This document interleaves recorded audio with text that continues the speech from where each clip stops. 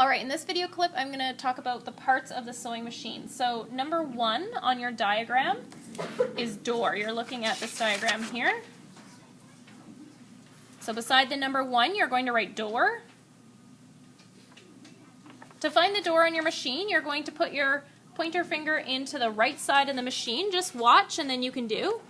And when your pointer finger goes into the right side of the machine you can flip up the door. Try that now.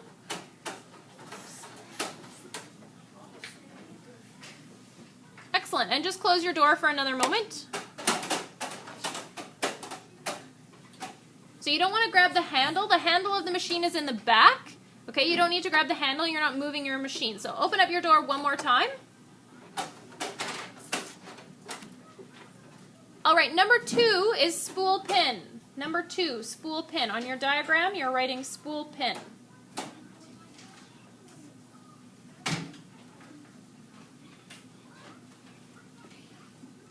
So the spool pin is just in the top of your machine here. You can wiggle it up and down.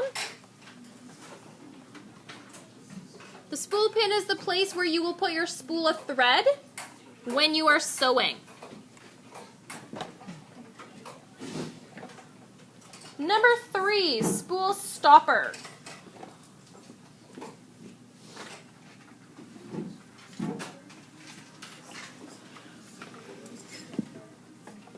Spool stopper, sometimes also called the spool holder, and it's this little piece right in the top of your machine here. Most of you probably have your spool pin on, or your spool stopper on your spool pin. So right now if it's on your spool pin, just slide your spool stopper off and hold it up. This stops your spool of thread from slipping off the spool pin while you're sewing. Excellent. Let's put your spool stopper back onto your spool pin.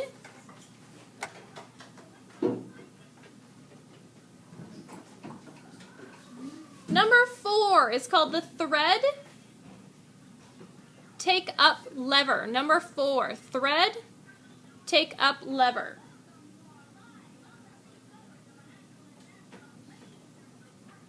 Now the thread take up lever, I'm going to come back to that in just a moment. Let's move to number 5. Number 5 is the needle. Number 5, needle. So number 5 is right down here at the bottom of your machine. The needle is what goes through the fabric. It takes the thread through the fabric and back up. So just put your finger on the needle so I know that you know where the needle is located. Number 6 is called the needle clamp. Number 6, needle clamp.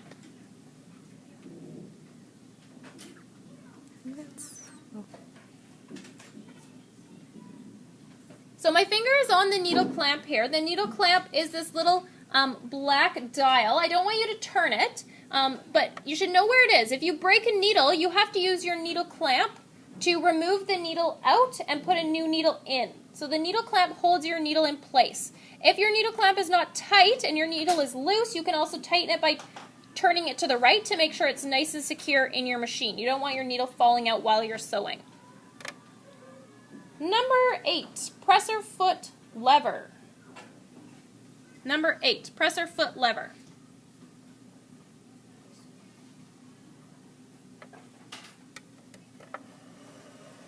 Now with this one, I just want you to watch. Do not touch your machine, just watch.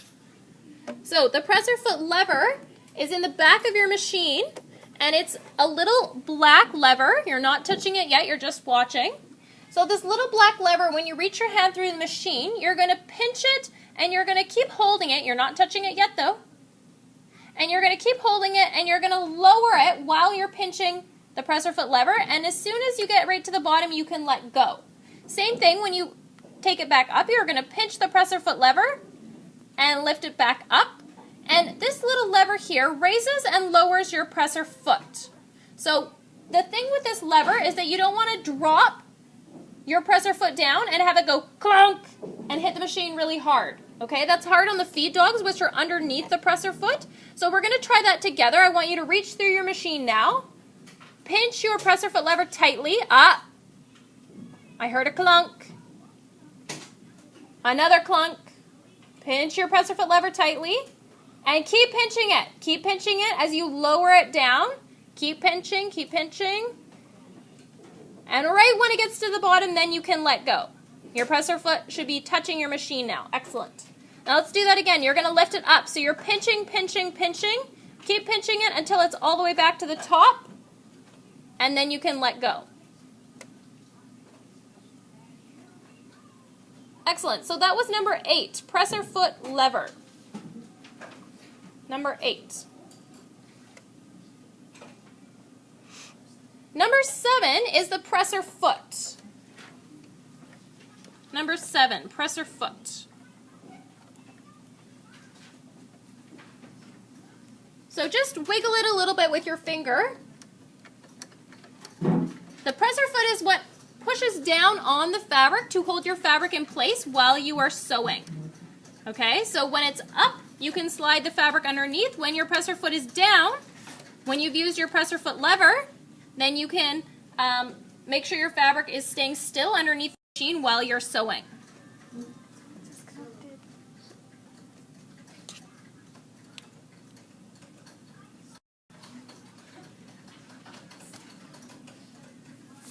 Continuing along, number 9, feed dogs. Number 9, feed dogs.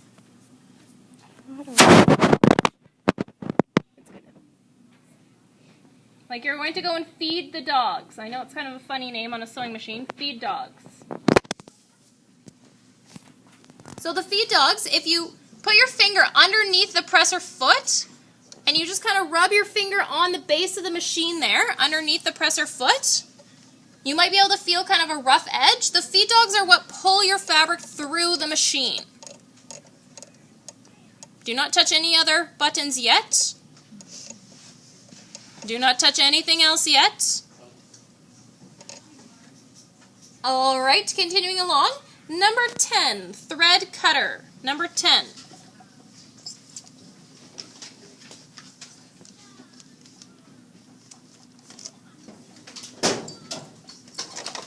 The thread cutter is located on the side of your machine. The thread cutter, you can just put your finger behind it here.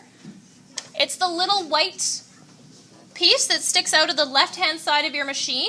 If you have thread in your machine and you don't have shears or scissors around to cut your thread, this is what you do. You take your thread, you put it behind the thread cutter, and you pull forward, and then it will cut your thread for you. Okay, so the thread cutter is a handy tool to have if you don't have shears around. Number 11, hand wheel. Number 11, hand wheel.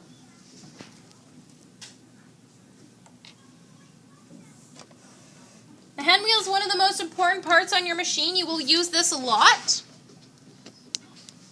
And the hand wheel is the top wheel on the right-hand side of your machine. So you're going to turn the hand wheel towards you. As you turn the hand wheel towards you, what do you notice is happening?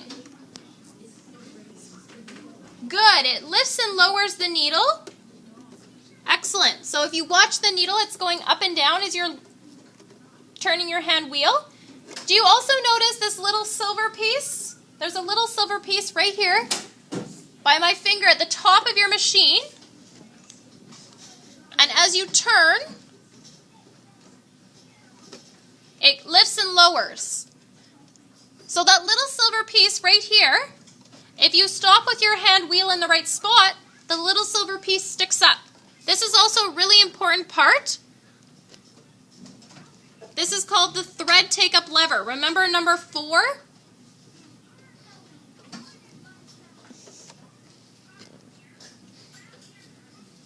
Okay, so I want everyone to stop with their thread take-up lever up.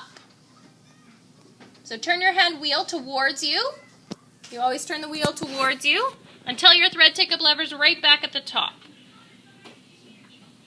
All right, number 12 is the pattern selector dial. Number 12, pattern selector dial.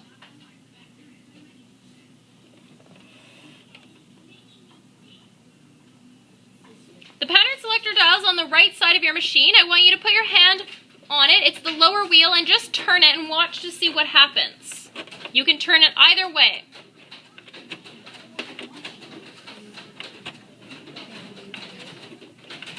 selector dial allows you to change the type of stitch that you do. Everyone should stop with your pattern selector dial back at number 1, which is a basic straight stitch. Number 1.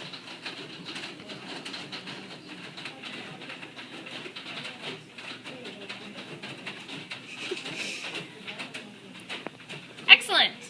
Number 13, stitch width dial.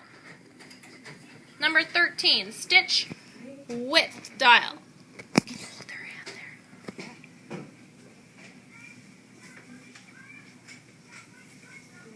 The stitch width dial is right at the top of your machine. Right now it's probably on 0, so I want you to slide it over to number 6. When you're sliding it, what do you notice is moving? Good, the needle is moving back and forth as well. So let's stop our stitch width dial for now at 0. Number 14, the opposite of width is length. Number 14 is called the stitch length dial.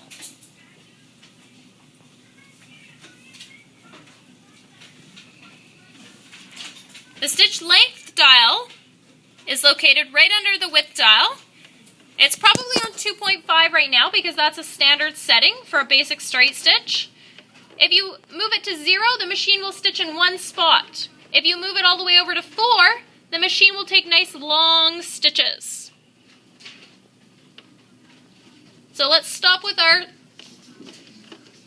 stitch length dial at 2.5. Number 15 is called the reverse button. Number 15, reverse button.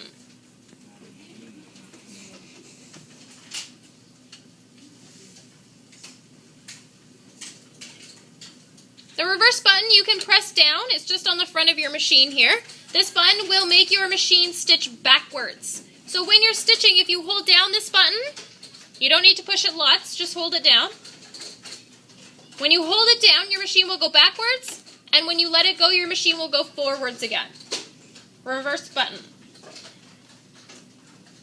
Number 16, thread tension dial.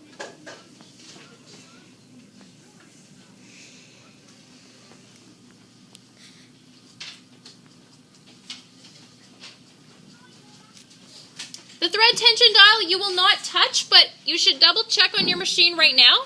It should be on 4. Thread tension dial should be on 4.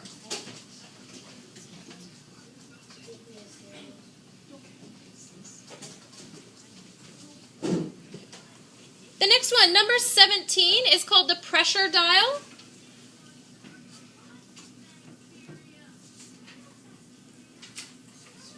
The pressure dial is another one that you will not touch often, in grade 8 especially.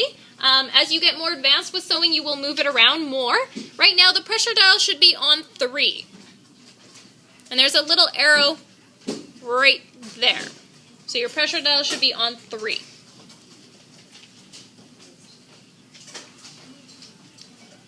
Number 18 is the bobbin winder.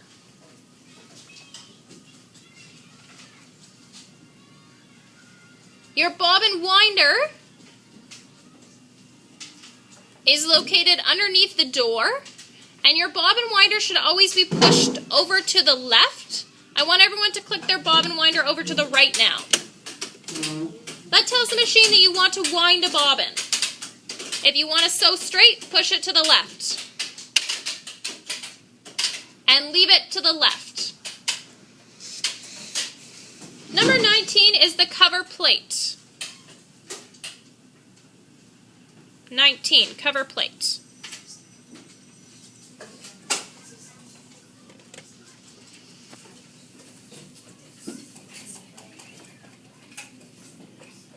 So the cover plate is just at the bottom of your machine here, and this piece must be on your machine in order for your machine to stitch. So you're going to put your bobbin into the machine underneath the cover plate using the cover plate release button. So number 20 is called the cover plate release button. Number 20, cover plate release button.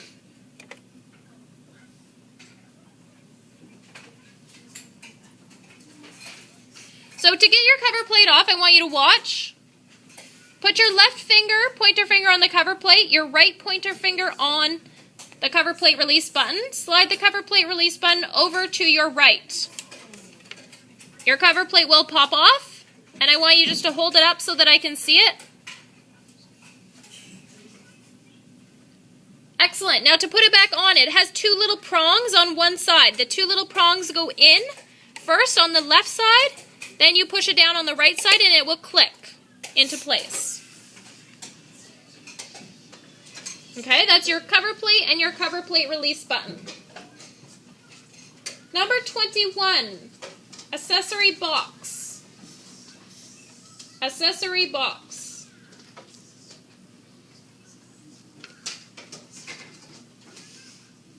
The accessory box is where you can store stuff.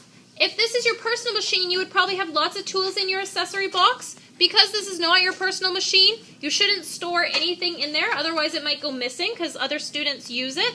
To go into your accessory box, put your hand on the left side of your machine and pull it forward.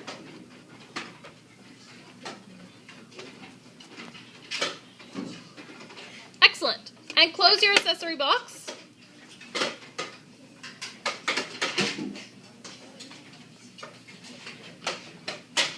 You can also remove your accessory box directly off of your machine. So I want you to watch for a moment before you try this. To take the whole accessory box off the machine, you're going to put your left hand completely underneath the machine and into the side.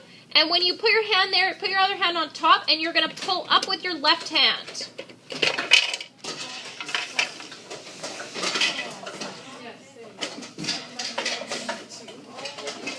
Hold up your accessory box so that I can see that you successfully got it off. Excellent. And then to put it back on, you line it back up and press down.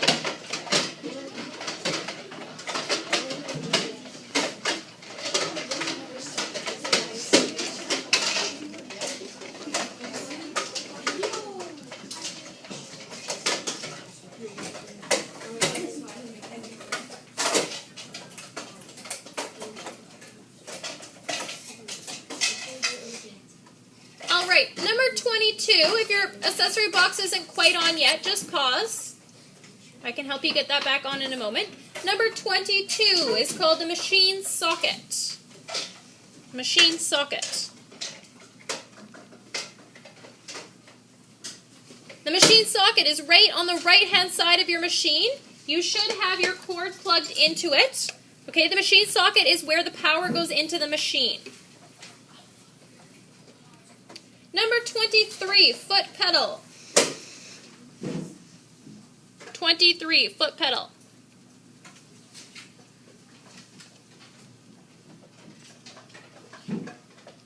The foot pedal is like the gas pedal on the machine. It will make your machine go.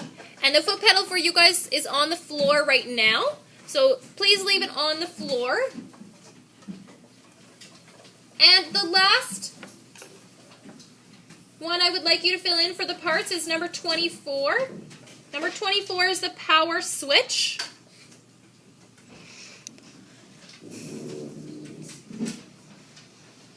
So don't test your power switch yet. I want you to make sure both of your feet are flat on the floor. They should not be touching your foot pedal. And flick on your power switch. You should have a light that comes on. Excellent. The light tells me that your machine is on and plugged in. If you do not get a light, the first thing you need to check is your machine plugged in. So you can push the cord into the machine socket a little bit tighter. Check to make sure your end is plugged in to the wall. If you still don't get light, sometimes your light bulb is burnt out. And that happens. It's like a regular ceiling light. Okay? Excellent. I want everyone to turn off their machines now.